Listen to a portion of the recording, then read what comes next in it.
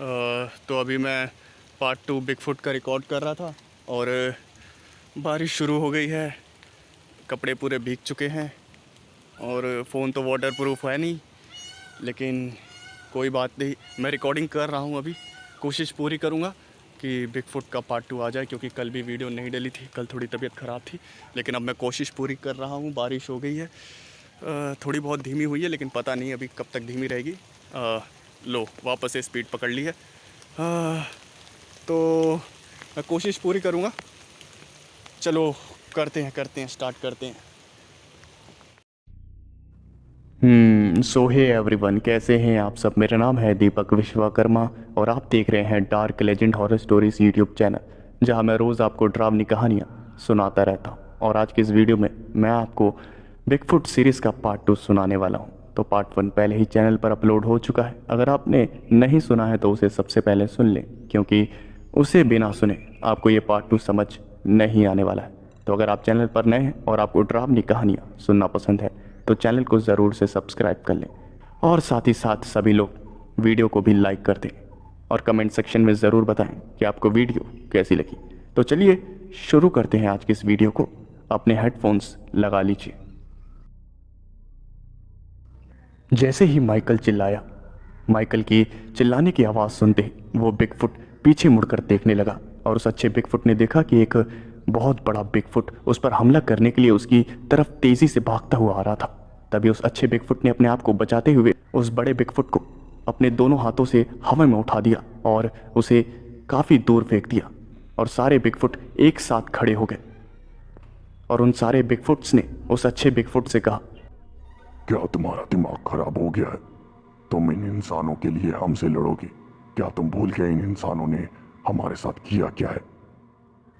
जिसके जवाब में उस अच्छे बिगफुट ने कहा, हाँ, मैं जानता हूँ इन्होंने हमारे साथ क्या किया है, लेकिन ये वो लोग नहीं हैं जिन्होंने हमारे साथ बुरा किया है, इसलिए हम इन्हें नुकसान नहीं पहुंचा सकते। और जैसे ही दूसरे बिगफुट्स ने यह बात सुनी तो उन बिगफुट्स ने कहा, तुम्हारा दिमाग खराब हो चुका है, तुम्हें इसकी कीमत चुकानी होगी। तुम अपनी ताकत का सबसे गलत इस्तेमाल कर रहे हो। हम तुम्हें देख लेंगे। ये कहकर वो सारे बिगफुट्स वहां से चले गए। और माइकल ने उस बिगफुट से कहा, ये सब कौन थे और ये सब क्या कह रहे थे।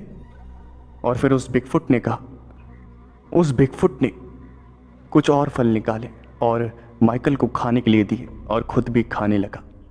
माइकल ने फलों को खाते हुए उस बिगफुट से पूछा, क्या मैं जान सकता हूं कि आखिर वो सारे बिगफुट्स कह क्या रहे थे। हमने क्या बिगाड़ा है आपका। और फिर उस अच्छे बिगफुट ने बोलना शुरू किया, बहुत सालों पहले मेरी एक पूरी सोसाइटी हुआ करती थी और हम सब मिलकर जंगल में रहा करते थे। एक रात मैंने चीख पुकार की आवाजें सुनी और मैं उठा तो मैंने देखा कि घर के बाहर चारों तरफ आग लगी हुई थी जंगल में। मैंने अपने पिताजी को उठाया और मेरी माँ भी उठी। सबने जंगल का नजारा देखा तो हर कोई वहां से अपनी जान बचाकर भाग रहा था। हमने आसमान में देखा तो कुछ उड़ने वाली चीजें थी, जिसके अंदर से काफी खतरनाक बम गिर रहे थे। और तभी एक हेलीकॉप्टर उड़ता हुआ आया और उसमें से कुछ लोग निकले। उन्होंने जमीन पर उतरकर हम पर गोलियां चलानी शुरू कर दी। जितने भी सोसाइटी के बड़े लोग थे, सबने सोसाइटी को बचाने के लिए इंसानों से लड़ाई करी, लेकिन इंसानों के पास काफी ज्यादा बड़े बड़े हथियार थे, जिसकी वजह से बिगफुट नहीं बच पाए। और मेरा एक बड़ा भाई था, उसे उन्होंने एक इंजेक्शन लगाकर बेहोश कर दिया, लेकिन उससे पहले ही मेरे बड़े भाई ने मुझे वहां से भगा दिया और खुद उन इंसानों का शिकार बन गया। मेरी पूरी सोसाइटी तबाह हो गई, लेकिन मैं और कुछ बिगफुट्स बच गए और हम सारे उस जंगल से निकलकर यहाँ पहाड़ों की तरफ आ गए और यहीं पर रहने लगी। यहाँ कोई इंसान आता जाता नहीं है, इसलिए यही जगह हमें सुरक्षित लगती है। और वो बाकी के बिगफुट इंसानों से नफरत करते हैं। वो सोचते हैं कि जैसे सारे इंसान एक जैसे हैं, अगर एक इंसान बुरा है तो पूरी मानव जाति बुरी है। लेकिन मैं ऐसा नहीं सोचता, क्योंकि मुझे पता है कि हाथों की 5 उंगली एक बराबर नहीं होती। वैसे ही कुछ जीव अच्छे होते हैं, कुछ जीव बुरे होते हैं, और हम एक जीव की गलती की सजा पूरी उसकी जीव जाति को नहीं दे सकते। इसलिए मैं उनकी तरह इंसानों को नुकसान नहीं पहुंचाता। माइकल ने जैसे ही ये सारी बातें सुनी, उसे शर्म आने लगी कि वो ऐसे लोगों के बीच रहता है जो कि शांत जीवों को परेशान करते हैं। माइकल ने कई दिन उस बिगफुट के साथ बिताए और धीरे धीरे सारे लोग ठीक होने लगे। जैसे जैसे सारे लोग ठीक होते गए और उन्होंने बिगफुट की कहानी सुनी तो सब के सब काफ़ी ज़्यादा भावुक हो गए।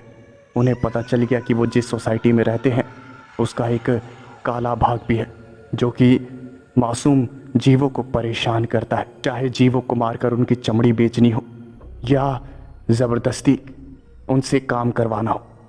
इंसान का एक काला भाग ऐसा भी है जो कि काफ़ी ज़्यादा बुरा है। और माइकल और बाकी लोगों को शर्म आ रही थी इस बात पर। वो बिगफुट से नज़रें नहीं मिला पा रहे थे कि इंसानों ने उस बिगफुट के साथ इतना सब बुरा किया और वो एक बिगफुट उन इंसानों के साथ इतना सब अच्छा कर रहा था।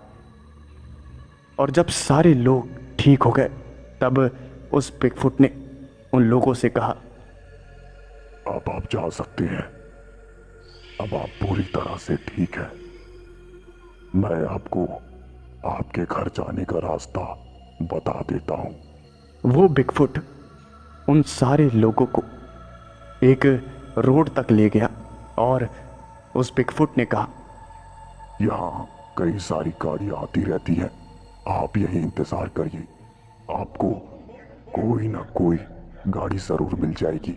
और मेरी आप सबसे एक विनती है कि आप बाहर अपने समाज में मेरे बारे में ना बताएं, क्योंकि हो सकता है कि वो हमें वापस से नुकसान पहुंचाने के लिए आ जाए, और हम लड़ाई नहीं चाहते। हमें अपनी जिंदगी शांति से जीनी है। हम आप लोगों की तरह लड़ाई नहीं कर सकते। अब मैं चलता हूं यहां से।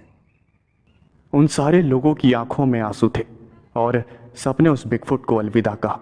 वो बिगफुट धीरे धीरे वहां से जाने लगा। कुछ ही देर बाद वहां एक जंगल से एक विशालकाय बिगफुट भागता हुआ आया और वो काले रंग का था। उस बिगफुट ने इंसानों पर हमला करने के लिए उनके ऊपर छलांग लगा दी, लेकिन उससे पहले ही वो अच्छा बिगफुट वहां पर आ गया और उस अच्छे बिगफुट ने उस बुरे बिगफुट को काफ़ी बुरी तरह से मारना शुरू कर दिया। और जब वो काला सा बिगफुट उस अच्छे बिगफुट को नहीं हरा पाया तो वो बिगफुट वहाँ से भाग गया। तभी वहाँ पर एक गाड़ी आ गई और वो अच्छा बिगफुट भी वहाँ से एक छलांग लगाकर कहीं और चला गया। उस गाड़ी ने वहाँ पर खड़े लोगों को देखा और उन्हें अपनी गाड़ी में बैठाकर वहाँ से ले गया। काफ़ी दिन बीत गए और फिर माइकल ने अपनी ड्यूटी को वापस से ज्वाइन किया।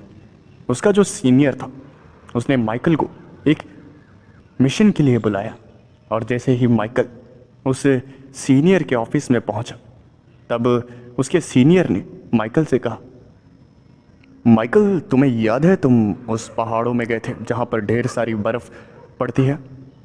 तुम वहां खो गए थे और काफ़ी दिनों बाद वहां से निकल पाए। और फिर माइकल ने हाँ में सर हिलाया और फिर उस सीनियर ने कहा, वहाँ पर बहुत सारे बिगफुट रहते हैं। मैं चाहता हूँ कि वो सारे बिगफुट तुम पकड़ कर यहाँ लेकर आओ। और जैसे ही माइकल ने ये बात सुनी तब माइकल के होश उड़ गए। वो सोचने लगा कि आखिर इसको कैसे पता कि उस बर्फीली पहाड़ियों में बिगफुट रहते हैं। माइकल ने उस सीनियर ऑफिसर से कहा, सर वहाँ बिगफुट नहीं तो वहाँ कोई तो बिगफुट नहीं रहते। मैं इतने दिन वहाँ भटका, वहाँ सरवाइव किया, मुझे कोई बिगफुट नहीं दिखा। और फिर उस सीनियर ने कहा, माइकल वो पहाड़ियाँ इतनी बड़ी हैं, ज़रूरी थोड़ी है कि अगर तुम 4-5 दिन वहाँ भटके भी होगे तो पूरी पहाड़ी तुमने छान मारी होगी। नहीं ना? तो मैं चाहता हूँ कि तुम वहाँ पर जाओ और वहाँ जितने भी बिगफुट रहते हैं उन्हें पकड़ कर लेकर आओ। तुम्हारे साथ एक बहुत बड़ी आर्टिलरी हम भेजेंगे जिसमें कई सारे खतरनाक हथियार होंगे।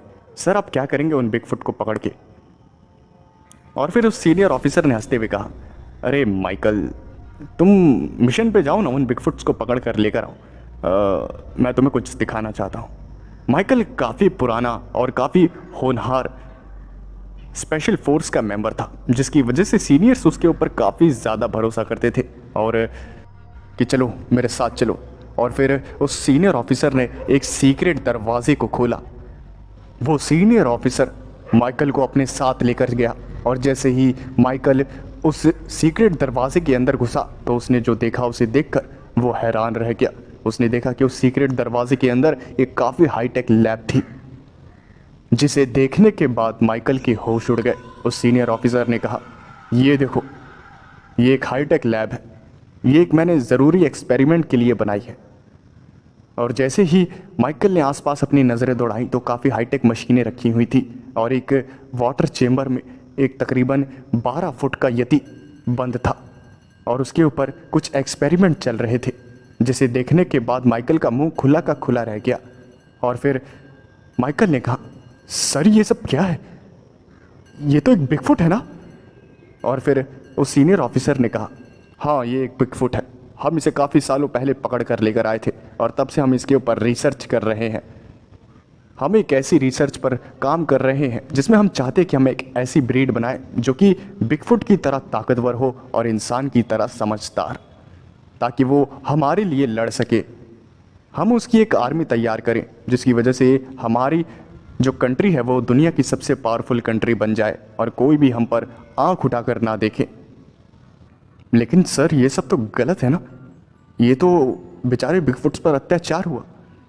और फिर उस सीनियर ऑफिसर ने कहा, ओ कम ऑन, कोई अत्याचार नहीं है यार। अगर हम इन्हें अपने काम के लिए इस्तेमाल कर रहे हैं तो क्या ही फ़र्क पड़ता है? हम सिर्फ एक ऐसी आर्मी बनाना चाहते हैं जो कि बिगफुट की तरह ताकतवर हो और इंसान की तरह समझदार हो, बस। इससे ज़्यादा हमें क्या है? और देश की सुरक्षा से बढ़कर भी कुछ है क्या?